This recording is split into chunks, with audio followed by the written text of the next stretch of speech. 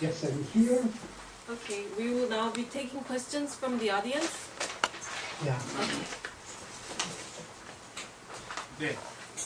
아까 질문해주셨던 분들도 있고요. 또 이제 들으시면서 궁금하신 점들이 있으시면 지금 직접 영어로 하셔도 그 핵심 금융 공격에 대해서 이제 연대를 재구축하는 건데 그 방법으로서 뭐 시를 말씀하셨잖아요. 근데 그 시라는 게 가만히 들어보니까 좋은 의미의 시는 아닌 것 같아요. 유럽에서는 어떤지 모르겠지만 한국에서는 그 사람들이 시나 소설을 많이 안 했거든요. 그러니까 그게 어떻게 연대를 재구성했어요. 그게 구체적으로 무슨 뜻인지.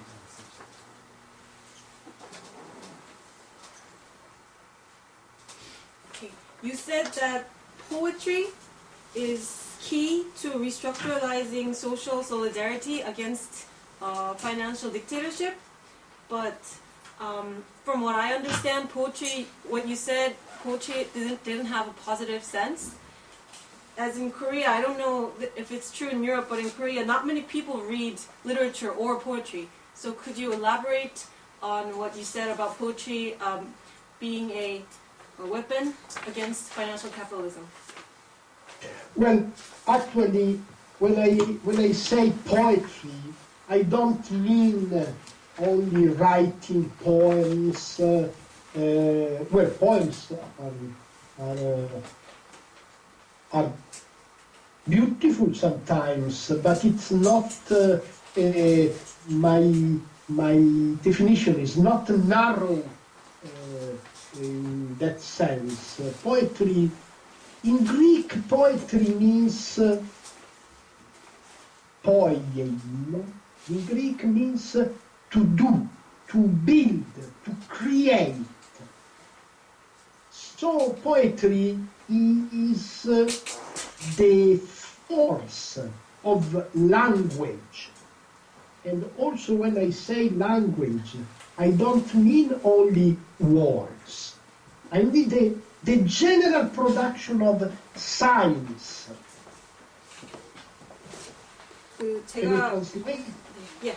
제가 시를 쓴다고 말할 때 시는 분명히 아름답지만 저는 그 쓰여진 시란 좁은 의미에서만 말씀드리는 것은 아닙니다. 그리스어에서 시는 하다, 구축하다, 창조하다 등의 뜻을 가지고 있습니다. 그래서 시는 언어의 힘이라고 말할 수 있습니다. 그리고 제가 언어라고 말할 때도 어떤 언어가 단어들만을 뜻하는 건 아닙니다. 기호의 일반적인 생산을 말합니다. You see, we are living in an age that is totally saturated by language, flows of signs, images, words, television, advertising, the network, the infosphere is saturated with language. But this language is not ours. It's not we. It's not the body of society producing this language. It's a machine, the universal machine of financial capitalism that is essentially a linguistic machine. 우리는 언어에 총체적으로 둘러싸인 시대에 살고 있습니다. 기호의 흐름들, 이미지의 흐름들, 단어들, 광고, 네트워크, 정보계, 이것은 전부 언어에 둘러싸여 있습니다. 그런데 그 언어는 우리의 것이 아닙니다. 사회적 신체가 만든 생산한 언어가 아닙니다. 금융자본주의라는 보편적인 기계가 생산한 언어입니다. So, when I say poetry, I don't mean only the literary work. I mean a process of autonomization of language the creation of spaces where language is autonomous from the domination of finance and of the market and of the capitalist valorization. 그래서 제가 언어라고 말할 때 문학 작품만을 의미하지 않습니다. 그것은 언어의 자율화 과정을 의미하는데요. 그러니까 금융 지배에서 또는 시장으로부터 자본주의 가치화로부터 자율적인 그 공간을 창조하는 것, 이것을 의미합니다. I think to media activism, what we have called media activism in the last years. What is it? Is it only a process of information, of information against power? I don't think so. I don't think that media activism is only about information.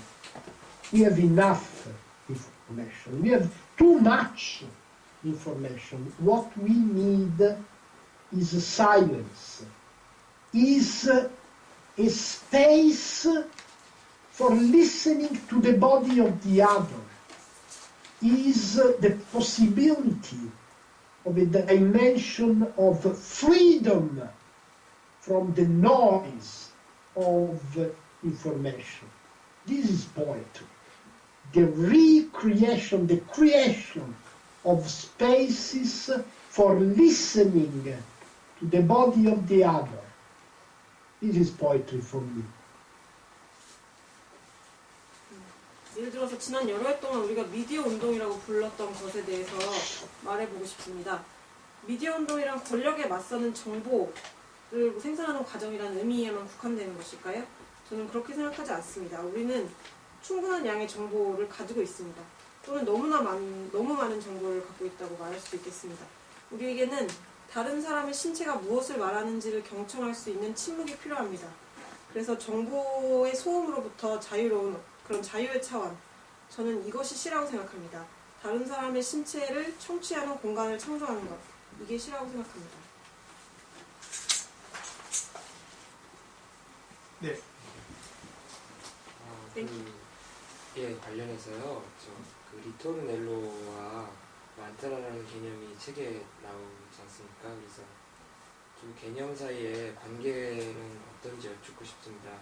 예를 들면 그 만트라라는 개념이 리토르넬로라는 개념의 부분인지 그런 관계를 여쭙고 싶습니다.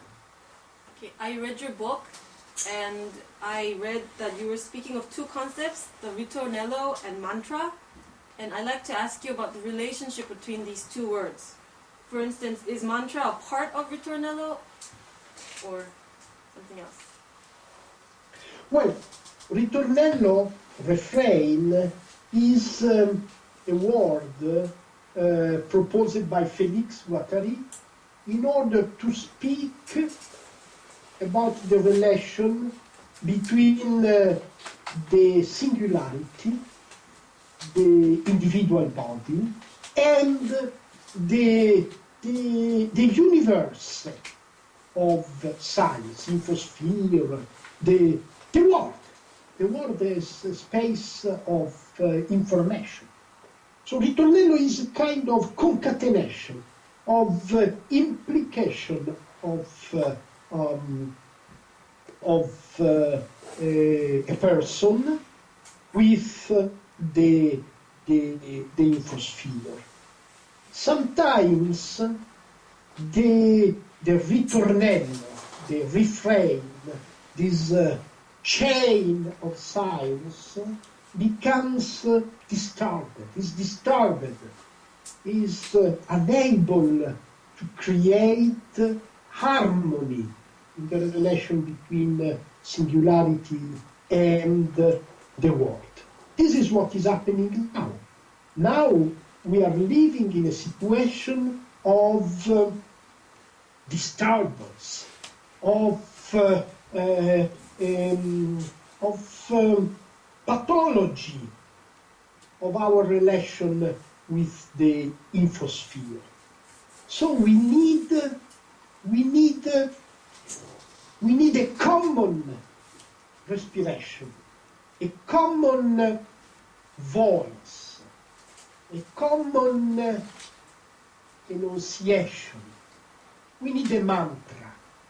Oh, pardon me, you have to translate. 이렇게 그 후렴군 리토르넬로라는 단어는 갓다리가 우리가 그러니까 개별적 신체들 그리고 특이성이 우주 또는 정복의 세계와 맺는 관계를 설명하기 위해서 제안한 단어입니다.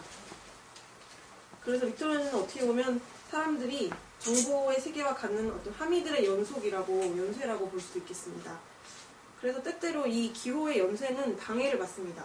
그래서 그 개인과 정보계 사이의 조화를 생산할 수 없게 되는데 이것이 지금 일어나고 있는 일이라고 생각합니다. 우리는 어떤 분란, 방해의 시대, 관계의 병리학의 시대를 살고 있습니다. 그래서 우리는 공통적인 호흡, 공통적 발성, 공통적인 발음 이거가 필요하고요. 그것을 제가 만트라라고 부른 것입니다. What is a mantra? Well, everybody knows. Mantra is a word meaning a common emission of voice. When we do together something, when we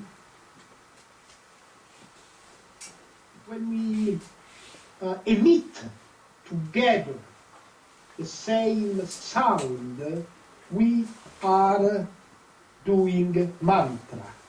The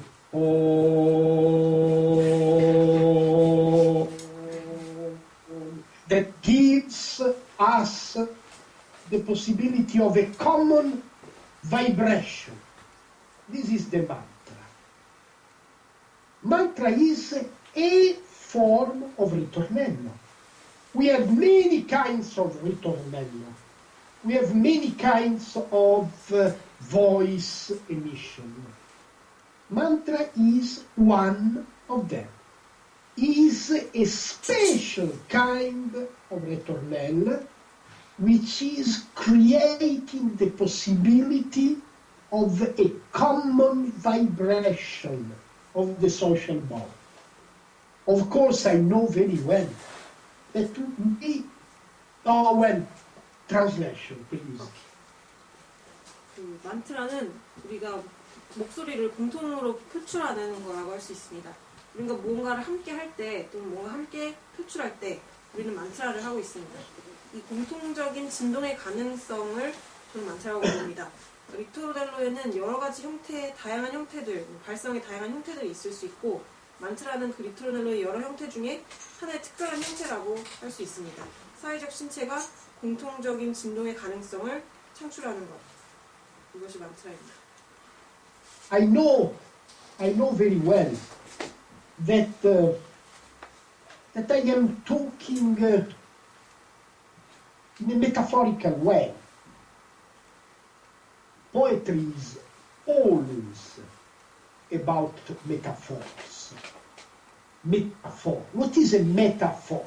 Is a way for saying something, speaking of something different.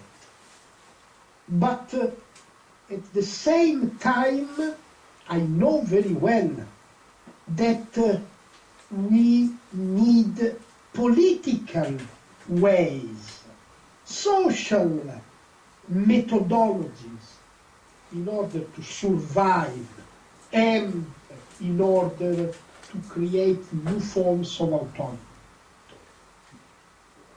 제가 은유적인 방식으로 말을 하고 있다는 것을 알고 있습니다. 근데 시는 항상 은유적입니다. 은유가 그렇다면 무엇일까요? 은유는 무언가 다른 것을 말하는 방식입니다. 그러나 저는 동시에 우리가 정치적인 방식, 그러니까 생존하기 위해서 또는 자율적인 새로운 형태들을 만들기 위해서 정치적인 방식과 사회적인 수단들이 필요하다는 것도 알고 있습니다.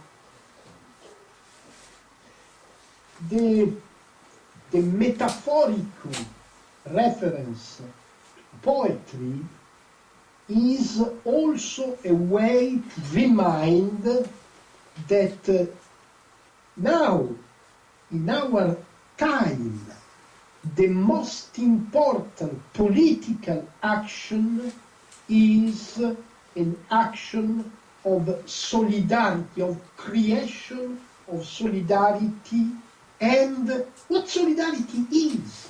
What is the meaning of the word solidarity? Solidarity, oh yes, translate, then I say what solidarity is. 시에 대한 은유적인 참조는 또한 오늘날 가장 중요한 정치적인 행동이 연대를 창조하는 것임을 상기하는 것에 또 있습니다. 그렇다면 연대는 무엇일까요? Solidarity is not a moral value. It is not a political value. Solidarity is the pleasure of the body of the other. Solidarity is empathy. Empathy means the perception, the passion, the pleasure of being together with the body of the other. And this pleasure is lost in the precarious society. This pleasure is lost in the sphere of financial capitalism. The pleasure of the other. We don't feel that pleasure anymore. 연대는 도덕적인 가치가 아니고 정치적인 가치도 아닙니다. 그것은 공감인데요. 타인의 신체로부터 오는 즐거움입니다. 공감은 타인의 신체와 함께 있는 것을 지각하고 그리고 그것의 열정, 또 그것이 주는 즐거움, 그런 의미입니다. 그런데 불안정성의 사회와 금융자본주의 사회에서 이러한 타인의 신체와 우리가 느끼는 즐거움은 상실되었습니다. 우리는 더 이상 이런 즐거움을 느끼지 못합니다. The other is a ghost, is a virtual ghost. The other is someone that we exchange money, we exchange words, but we cannot touch. The other is the screen. The other is Facebook. The other is the financial market. You see, this is why we need a mantra. This is why we need a way of feeling pleasure of being the space with other physical bodies. Before, Yeah? I heard when you said that's why we need mantra, and then it became blurry, so I need to call you again. I understand. When I say that we need mantra, because we need to feel the pleasure of being in the same physical space with other physical bodies. We need mantra because we need a re-eroticization of the social space. Okay, I will call you again right away. Yeah? Okay? 타인이라는 유령은 오늘날 가상적 유령이고 스크린이고 우리가 화폐를 주고받으면서 교환하는 대상이고 금융시장이고 페이스북이고 그렇습니다. 그래서 우리가 만트라를 필요로 하는 것입니다. 그러니까 우리가 어떤 물리적인 공간에 다른 물리적인 신체와 함께 있다는 그런 느낌이 만트라이고요. 그래서 사회적인 그 신체의 재성애화가 필요하다고 말할 수 있겠습니다.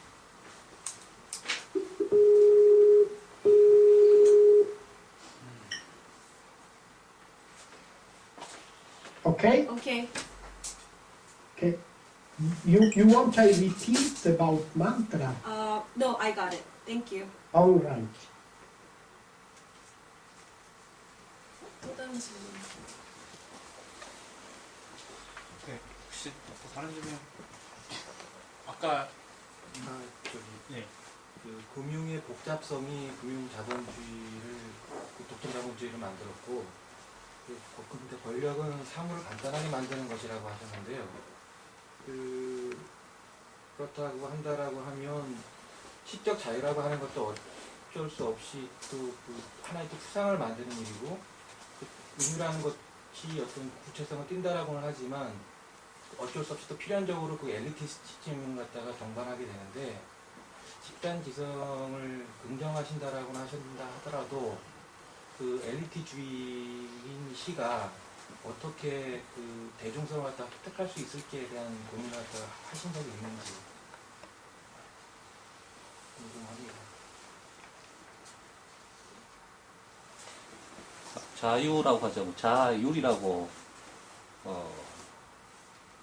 자유라고 말씀을 하셨죠? 직접 자유 자유라고 하시던 것 같은데. 자율로 말을 했습니다. 자율로 말씀하시나요? 예.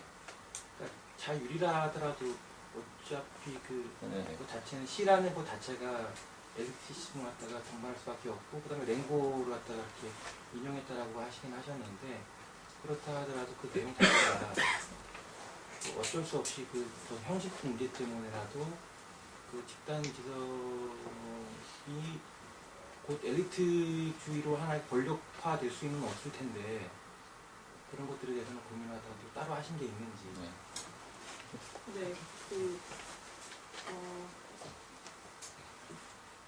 you said the complexity or abstraction made financial capitalism, but you said also that poetry is 시적 자율. Poetic autonomy is also abstraction, and in my understanding, metaphor also comes with eliticism. And I understand that you affirm collective intelligence, but how can elitist poetry get popular appeal if it comes with abstraction or elitism? Well, I beg your pardon for my inability to explain, probably, but I want to say something different. I want to say that in the past, in the age of symbolism, poetry acted as a force of abstraction, as a force of separation, of dereferentialization. This was the contribution of symbolist poetry, of abstract art during the past century. And I also said that this process of abstraction invaded the sphere of the economy and of finance. Now we need a return of the concrete erotic body. So poetry now has to become exactly the contrary than it was 100 years ago. Poetry now has to be a force of re-eroticization of the social space. It's to become a force of reconstitution and reactivation of the concrete body of society. Poetry has to be the force which is able to give us the possibility to meet in the social, physical, concrete space. So, well, 제가 설명을 잘 못한 것 같은데요. 그래도 다른 얘기를 좀 드리겠습니다. 상징주의 시대의 시는 추상력으로 기능했습니다. 또는 분리력, 또 탈지시와의 힘으로 기능했습니다. 이것이 상징주의 시 또는 미술의 추상적 유파들이 가지는 특징이었습니다. 지난 세기에요. 그리고 이 추상화 과정이 경제와 금융 영역을 침범했다고 말씀드렸습니다. 그런데 오늘날 우리가 필요로 하는 것은 구체적이고 성의적인 신체의 귀환입니다. 그래서 시는 바로 100년 전에 그 상징주의 유파가 했던 것과 정반대의 모습으로 이제 나타나야 됩니다. 그래서 시는 사회적 공간을 재성애화할 수 있는 힘, 그리고 사회적인 그런 구체적이고 물리적인 신체를 재구성하고 재활성화할 수 있는 힘, 그래서 우리가 이 물리적이고 구체적인 사회적 공간에서 우리가 다시 만날 수 있는 그런 힘을 부여하는 것이어야 합니다. Well, in a sense, poetry, but when I say poetry, I say communication, I say linguistic activity, semiotic activity in general. Poetry now has to do exactly the contrary action than it has done in the past of modern art. 그래서 시는 제가 시라고 할 때는 어떤 소통적 활동, 언어적 활동, 기호적 활동을 말하는 것인데요. 시는 근대의 그 시가 했던 것과는 완전히 정반대의 역할을 해야 합니다. And in any way, beyond the metaphor, what I want to say is that politically speaking, the traditional forms of action are unable to deal with financial capitalism. And I want to say that we need a new form of action which is essentially the reactivation of an autonomous language and of an autonomous body of society. This is not political in a sense. This is much more about the evolution of the human race. It's a problem of human evolution, abstraction, virtualization has been the main force of the past. The coming back of the erotic, concrete body is the task is our task in the future. 그러나 여러 측면에서 은유를 넘어서 제가 하고 싶은 말은 정치적으로 말해서 행동의 전통적인 형태들이 금융자본주의에 맞설 수 없다는 것입니다. 그래서 우리에게는 행동의 새로운 형태들이 필요하고 본질적으로 그것은 사회의 자율적인 언어, 자율적인 신체를 재활성화하는 것입니다. 제 생각에 이 문제는 정치적이라기보다 인류의 진화와 관련된 문제입니다. 그러니까 추상화는 더 이상 우리가 금융자본주의에 맞서는데 효과가 없고 어떤 구체적이고 성의적인 신체의 귀환이 우리에게 미래에 주어진 과제입니다. 예. 그 추상화 탈제시화에 대해서는 제가 좀 더 명확하게 다시 질문을 드릴 테니까 지금 저분 질문은 그것에 초점이 맞춰져 있다기보다는 그 지금 빅북께서 말씀하신 그대로라고 해도 현실적으로 보면 시를 쓰는 거는 대중들이 아니거든요. 대중들은 절대 시를 쓰지 않고 그들은 굉장히 단순하고 무식하고 간단 명료하게 말하는데 시를 쓰는 사람들은 전통적으로는 문학 쪽에서 일부 엘리트들이었다는 거죠. 그게 과연 그런 엘리트들이 시를 쓰는 것의 동료가 그 엘리트들의 귀환이나 아니면은 그 소수 엘리트에 대한 그 행동 지침은 될 수 있어도 그 금융 자본주의 시대, 신자유주의 시대의 종말기에 대중들에 대한 그 대항 행동의 지침이 구체적인 지침이 될 수 있는지에 대한 의문인 것 같은데 그거는 저는 전적으로 동의하진 않지만 뭐 그 부퍼에게 직접적으로 질문 드려볼 가치가 충분히 있다고 생각해서 뭐 엘리트주의와 대중 그러니까 시의 엘리트주의에 대해서 다시 한번 좀 네, 가능하시면 직접 좀 질문해 주실 수 있을까요? 굉장히 훌륭하신 영어.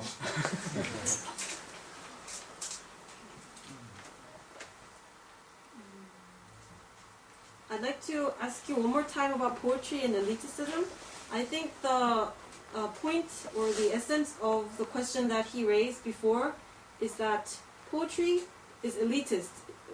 What he means is that common people don't write poems. Historically, people who write poems are elites. So how can poetry not come with the return of elitism? That's his question. 뭐 또 보충하시겠어요? Can you repeat the last poetry? How can poetry be a political method without accompanying elitism? Without accompanying? Yeah, accompanying elitism. Because poem is a elitist form, historically. Elitic, Yeah. elite. Elite, elite. Well, no, it's not true. Poetry is not. I mean, let's understand what poetry means. I say that in Greek, poetry means doing something with language. Language is not elitist. Language is what we do every day, what everybody does every day. We talk, we emit signs, we read, we receive images. We are poetical beings every day, in every moment of our social existence. Language is everything in the social sphere, especially in the present form of capitalism. 시는 절대로 엘리트적이지가 않습니다. 시가 무엇을 의미하는지 다시 한번 생각을 해봅시다. 시는 언어로 뭔가를 하는 것이라는 의미입니다. 그런데 언어는 엘리트주의적일 수 없습니다. 모든 사람이 매일 하는 것이 언어이기 때문이죠. 우리는 읽고 이미지를 보고 그것을 일상적으로 하지 않습니까? 우리는 시적 존재들입니다. 그래서 사회적 존재는 매 순간 언어로 모든 것을 합니다. 특히 오늘날과 같은 금융자본주의 시대에는 더욱더 그러하다고 할 수 있습니다. Poetry is a special function of language, but language is everywhere. Language is the internet, language is the advertising, language is television, language is money. Money is language. So, poetry is not writing subtle, raffinate words for a few elitist people. Poetry is a function inside daily language. Poetry is a function inside money, advertising, television, internet, and so on and so on. Of course, you can say it's a metaphor. Yes, it's a metaphor. It's a way of saying that we need a reactivation of the erotic body inside social life. This is the meaning of poetry. 시는 언어의 특수한 기능이라고 할 수 있습니다. 근데 언어는 도처에 있지 않습니까? 뭐 텔레비전, 인터넷에서도 있고 또 언어가 바로 화폐입니다. 그래서 시는 몇몇 엘리트를 위해서 뭐 단어들을 끄적거리는 그런 것만 의미하는 게 아닙니다. 일상 언어 속에 있는 어떤 기능, 언어적 기능이다라고 할 수 있습니다. 뭐 텔레비전에도 있고 인터넷에도 있고 뭐 화폐에도 있고 뭐 등등등 하겠죠. 그 은유지 않냐고 말할 수 있겠지만, 네, 은유가 맞습니다. 우리가 또 사회적 신체의 그 재성애와 재활성화가 필요하다고 말을 하기 위해서 네, 사용하는 은유입니다. 예, 또 계속 질문 받겠습니다. 예. 네, 다른 질문은 없으시면 그 추상화 탈지시화에 대해서 질문을 드리고 싶은데, 뭐 좀 약간 길어질 것지 몰라서 그냥 끊으시고 그때그때 통역해 주셔도 될 것 같은데, 일단 비포가 그 한국 독자들의 솔직한 반응을 듣고 싶어 하시기도 하시는 것 같아서 좀 솔직하게 말씀드리면, 일단 그 노동하는 영혼에서 그 한국에서 지금 센세이션을 일으키고 있는 인지자본주의의 그 흐름과 같이 하면서 그 자본주의의 착취가 더 이상 어떤 물질적인 노동에만 국한되는 것이 아니라 그 사람의 그 삶과 영혼으로 확대되고 있다는 것을 굉장히 민감하게 선구적으로 포착하신 것에 대해서 굉장히 호응이 높았는데, 지금 이번 저서는 솔직히 말씀드리면 아까 첫 번째 질문에서부터 계속 좀 약간 당황스럽거나 아니면 좀 부정적인 게 한국 독자들의 솔직한 반응인 것 같습니다.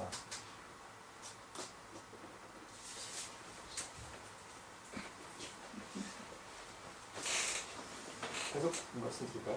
독자들은 아니고 독자라고 해야 될 주관적인 네, 그러면 먼저 그냥 쭉 말씀드릴게요. 질문을 쭉 말씀드릴 테니까 이런 걸 해서 I'd like to first frankly express my opinion about your book. I read your book Soul at Work, and in line with the book published in April 2011, it was entitled Cognitive Capitalism, which was written by a scholar here, by the way.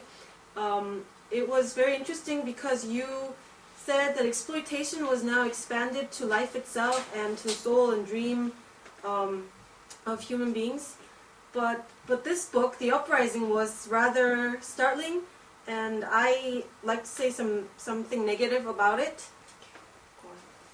첫째로 이게 너무 오래되고 익숙한, 그러니까 한국 독자들에게는 너무 오래되고 익숙한 내용들인데다가 약간의 모순을 내포하고 있는데, 첫째, 그러니까 이 책을 두 부분으로 나누면은 현실 진단, 그러니까 기호의 정치 경제학이라는 패러다임으로 현실을 진단하는 부분과 그 대안으로 그 시를 제안하는 두 부분으로 나눠서 본다면, 그 첫 번째 현실 진단하는 부분은 이미 40년 전에 그 보드리아르나 료타르가 아주 그 센세이셔널하게 제기했던 바로 그 패러다임과 별로 달라 보이지 않는다는 거예요. 그러니까 이게 기호의 정치경제학이거나 아니면은 시뮬라시온 같은 그런 패러다임으로 현실을 분석하고 있는데, 그러니까 세계의 세계지성의 흐름은, 시대정신의 흐름은 이런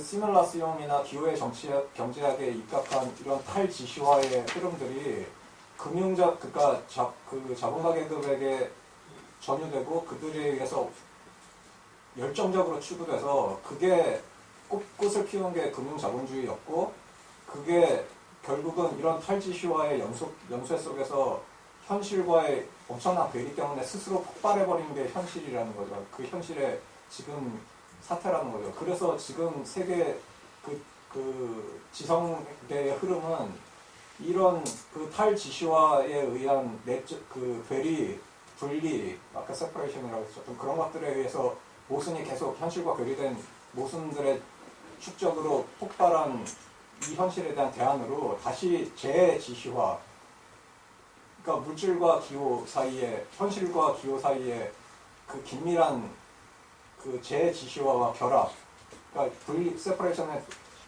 대응하는 이 재결합으로 이제 결합이 대안이라고 이렇게 시대 정신이 모아지고 있는데, 여기서 다시 그런 추상화 분리에 대한 그 대안으로 시쓰기라는 또 다른 형태의 추상화를, 예를 들면 대항 추상화나 대안 추상화를 대안으로 제시하시는 것이 좀 당황스럽다는 거죠. 예를 들면 이 현실과, 그러니까 물질과 기호의 재결합, 이거는 이제 소위 포스트모더니즘에서 꽃을 피웠던 문화이론의 쇠조와 쇠퇴, 종말, 그리고 정치경제학의 귀환. 근데 제가 지금 다 옮기기가 좀 불가능할 것 같아서요. 그냥 한두 줄로 좀 정리해 주시면은 그거를 말씀드리면 될 것 같아요. 저분은 시쓰기를 네. 대추상화라고 보는 게 아니잖아요. 아니요, 근데 그게 별로 설득력 있게 들리지 않는다는 거예요. 그러니까 시라는 것에 대해서 우리가 잘못 이해를 했기 때문에. 네, 그게 그게 제가 아까 대안 부분에서 함축하고 있는 모순이라는 건데, 시쓰기라는 것은 그 핵심적인 방법론은 은유이고, 은유라는 것은 이 현실에서부터 탈지시화를 그러니까 고도화하는 작업이거든요. 그러니까 현실에서 지시적인 언어에서 이 지시성을 계속 극복하면서 탈지시화를 증폭해 나갈 때 그게 은유가 되는 거고 문학이 되는 거고 시가 되는 건데. 정말 죄송한데요. 다 옮기면 정말 좋겠는데요. 이게 전달되기 쉽지가 않은 것 같아서 이렇게 통역자분님도 이렇게 제안을 하신 것 같아서요. 네, 일단 예, 하실 수 있는데 이 질문이 좀 질문은 복잡해가지고요. 예, 좀 저기 복잡해서 나중에 좀 써서 주시면은 제가 이메일로 보내거나 뭐 그렇게 할 수도 있거나 아니면 좀 한두 문장으로 이렇게 생각하신 바를 좀 요약해 주시면 좀 전달해 주실 수 그러니까 있을 것 같습니다. 첫 번째 메시지는 그러니까 핵심은 이 그 현실 진단부에서의 추상화, 탈지시화라는 게 굉장히 오래된 프레임이고, 그러니까 40년 전에 보드리아르나 료타르가 제기했던 프레임인데, 네, 그거를 그럼 그거 먼저 그냥 그게 질문하겠습니다. 이제 쇠퇴와 종말을 맞고 있는 이 시점에서 그걸 다시 제기하는 게 좀 당황스럽다는 그 메시지고요. What's happening? Okay. 설명 약간 좀 해주시고 Yes, there's so many questions. 왜 궁금하실 것 And 같은데. it's very complicated that I cannot translate the whole thing, so I'm trying to simplify it. He says your analysis of the present situation is rather familiar, rather old. He thinks that this paradigm of you analyzing around the concept of abstraction has been already presented by Baudelaire and the postmodern theorists before. So, first question was that this seems kind of familiar and old, and that 그리고 지금 두 번째 질문이었어. 포스트모더니즘은 이미 종말 그랬던 포스트모더니즘이 쇠퇴하고 종말하는 시기에 이제 오류에 대한 반성으로 이런 추상화나 탈지시화가 아니라 재결합과 재지시화를 이제 재지시화 그리고 그러니까 문화이론의 세트와 정치경제학의 귀환 이게 시대적인 흐름인 것 같은데 이 40년 전 이론을 다시 현실 진단으로 제기하는 게 무슨 의미가 있는지 좀 당황스럽다. 잠깐만요. 그 질문을 이렇게 한번 해보면 어떨까요? 같은 내용인데 지금 이 봉기에서 이야기하고 있는 그 추상에 대한 비판이 옛날에 76년에 보드리아르가 제기했던 그 상징교환론하고 차이가 있느냐, 같은 거냐. 나 그걸 하나 물어보면 좋을 것 같고요. 그 다음에 시에 대한 강조라고 하는 것이 다시 지시로의 복귀를 의미하는 거냐, 아니면 이 탈지시화하고 다르고 재지시화도 다르다면 또 뭔가 다른 내용을 갖고 있느냐, 그렇게 한번 물어보면 어떨까요? 네. 그 두 번째 질문은 제가 조금 더 보충할 테니까 첫 번째 질문 먼저, 그러니까 보드리아르의 상징교환론과 다 차이점이 있는지 그거 먼저. 네. Okay, I will re-translate the question. Is your concept of abstraction or your analysis of abstraction different from what Baudelaire did in 1976? Is it different from Baudelaire's theory of symbolic exchange? And the second question is that your emphasis on poetry, are you saying that we need a return to reference or re-referentialization or dereferentialization? If it's not that, then what is it? Well, first, you're right. What I say, the analysis of the process of abstraction is, as you say, old.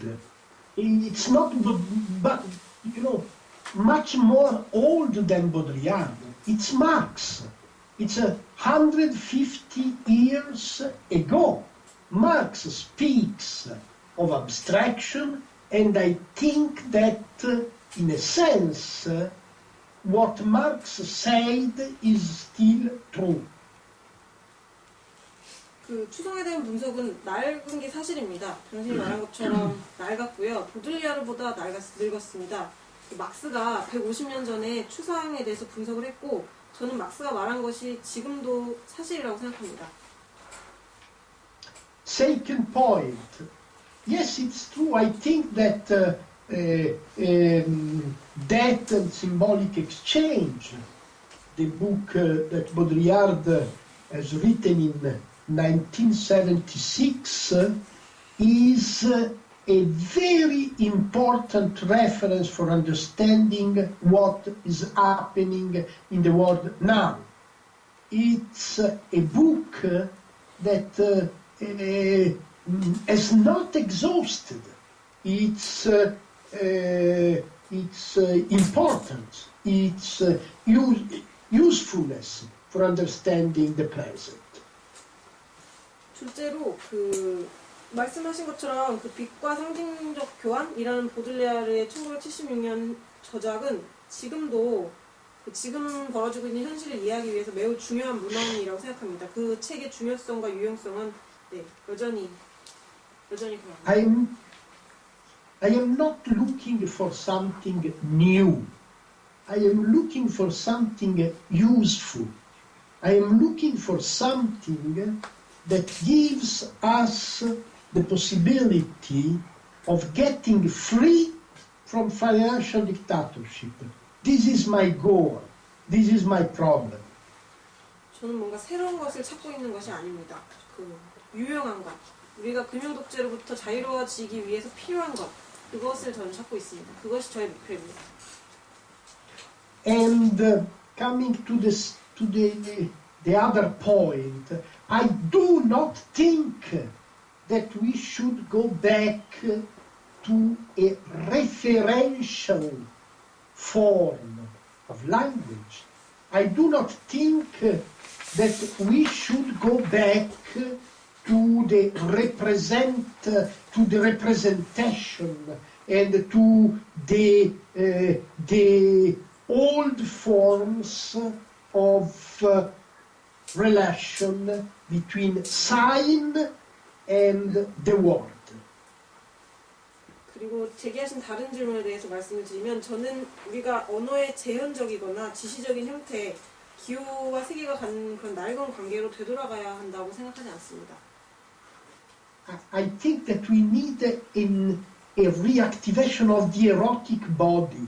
I think that we need a linguistic production which is able to reactivate the presence of the body, not the presence of the referent. You know, it's a semiotic distinction, what I propose.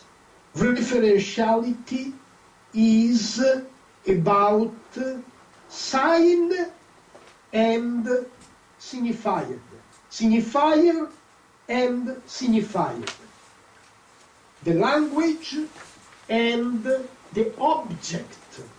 I am not talking about this referential relation between signifier and the object. I am talking about the relation between the language and the subject, the social body as a subject of language.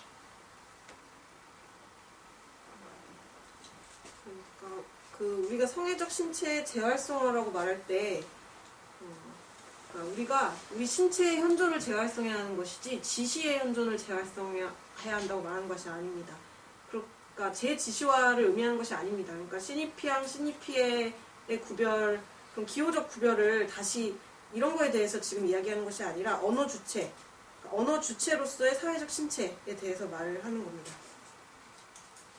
This is very important because I understand that you can read my book as a form of nostalgia, as a form of reactionary utopia for the old territoriality of the language, for the old representational form of language.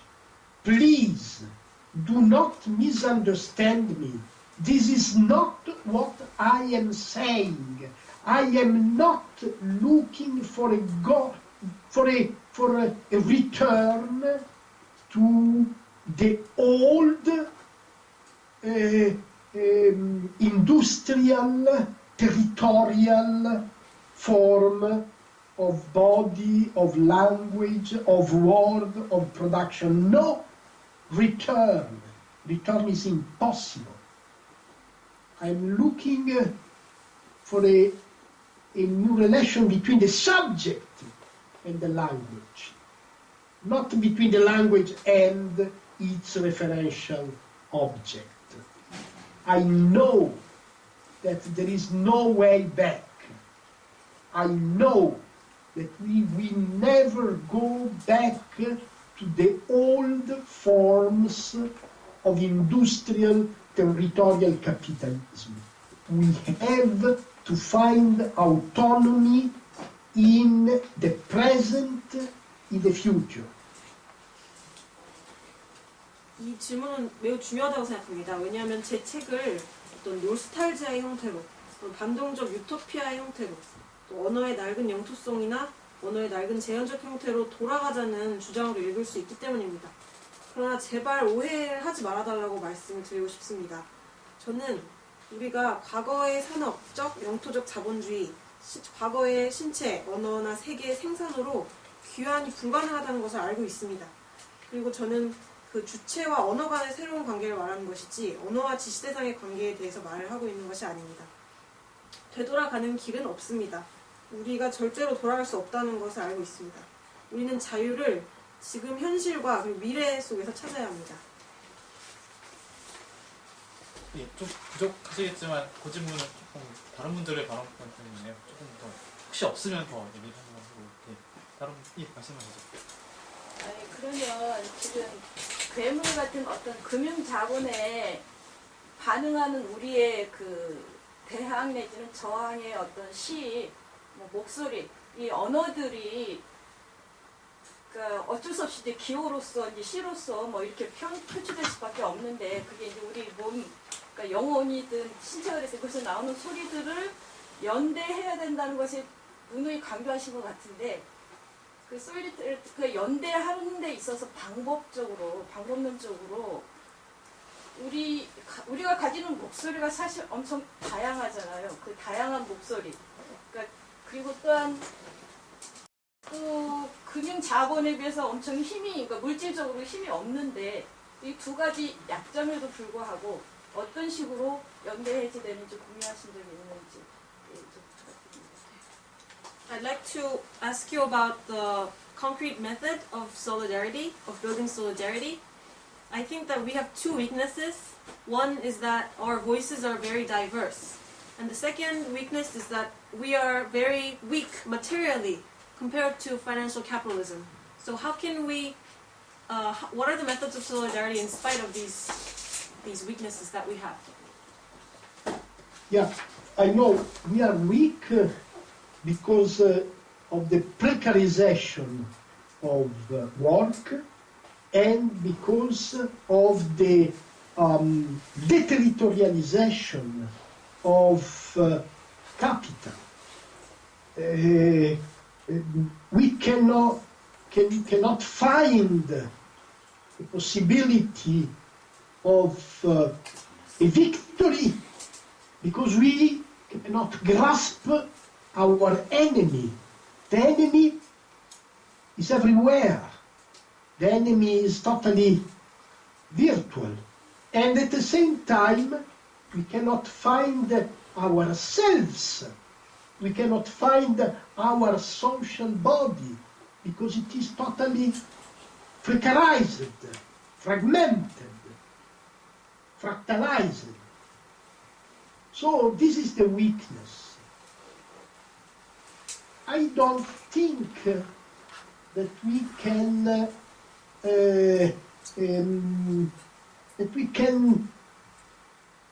win at the level of politics because the ability, the old ability of government, of rational political government is dissolved, and capitalism now is a self-governing machine. they call it governance. So, what can be done when nothing can be done? I think that we have to go out from the machine. But out where? Where is the out? There is no out in a sense. If you think in physical terms, if you think in geographical terms, there is not a free space outside from capitalism. So, I say one, insolvency. Insolvency means I don't pay the debt. I withdraw from the debt. I do not recognize the existence of a debt. I do not recognize the existence of a link between my life and the capitalist form of power nowadays. Pardon me. Translation. 우리는 자본의 탈용토화와 노동의 불안정화 때문에 약합니다. 그래서 승리의 가능성을 찾지 못합니다. 그리고 또 적을 이렇게 꼭 집어서 잡을 수도 없습니다. 적은 도처에 있고 또 가상 공간에 있습니다. 그리고 또 우리는 우리 자신을 찾을 수가 없습니다. 사회적 신체에도 어디 있는지 찾을 수가 없습니다. 우리는 모두가 불안정화되어 있고 파편화되어 있고 프랙탈화되어 있고 분열되어 있습니다. 그래서 저는 우리가 정치의 수준에서 승리할 수 있다고 생각하지 않습니다. 정부의 합리적이고 정치적인 역할은 해체되었습니다. 자본주의는 자기통치, 거버넌스라고 불리는데요. 이걸 하는 기계입니다. 그래서 아무것도 할 수 없을 때 무엇을 할 수 있을까요? 저는 우리가 기계 밖으로 나가야 한다고 생각합니다. 근데 어떻게 어디로 갈 수 있을까요? 물리적이고 지리적인 의미에서 외부는 없습니다. 어떤 자유의 공간은 없다고 생각합니다. 그래서 지불 거부를 제안합니다. 지불 거부는 나는 빚을 갚지 않겠다. 나는 빚으로부터 철회하겠다. 빚의 존재를 내가 인정하거나 인식하지 않겠다. 내가 내 삶과 권력의 자본주의적 형태, 즉 부채, 빚이죠. 그것의 연관성을 부정하겠다라는 의미입니다. So one is insolvency, refusal of the debt. But second is the creation of a space.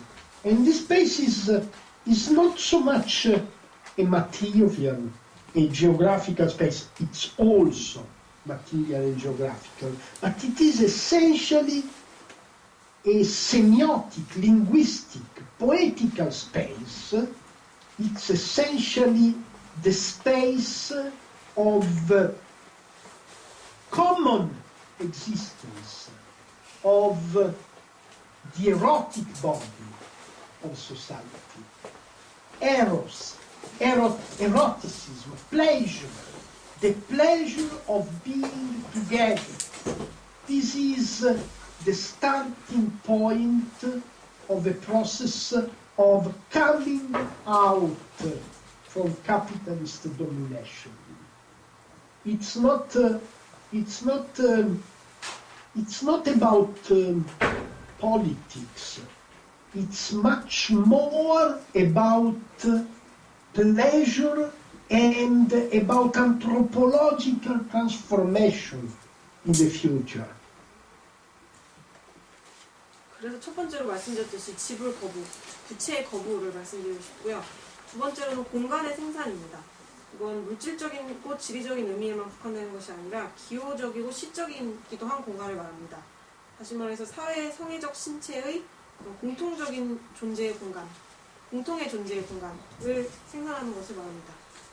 그러니까 에로스, 즐거움 이런 것이 자본주의 지배로부터 우리가 나올 수 있는 그 출발점이 될 수 있을 것이라고 생각합니다. 그러니까 정치에 대한 문제가 아니라 즐거움, 인류학적인 변형의 문제라고 생각합니다. 예.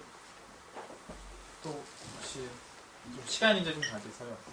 한두 분의 질문을 더 하겠습니다.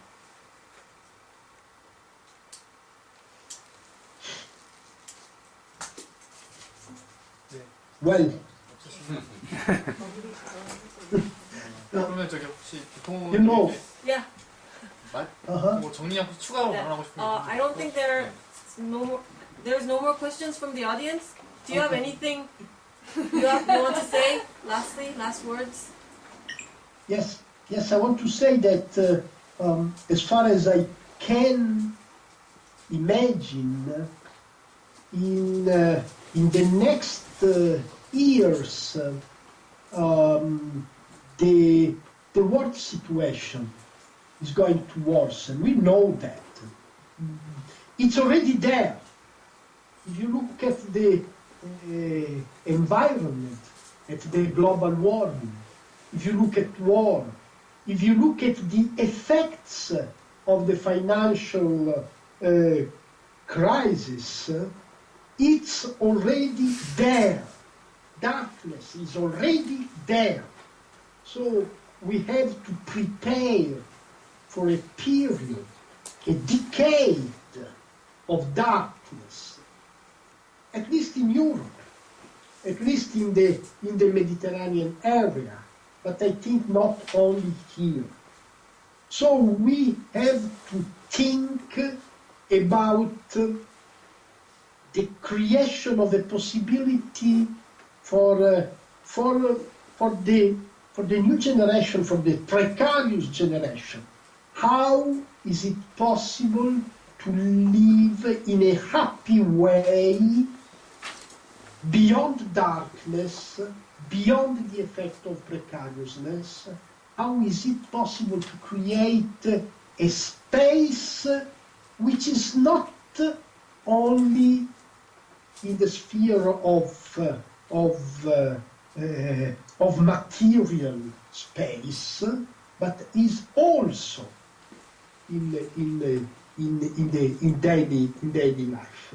I think that we have to imagine new political concepts for the future, and I think that these new concepts have to be found in the sphere of language, in the sphere of creation.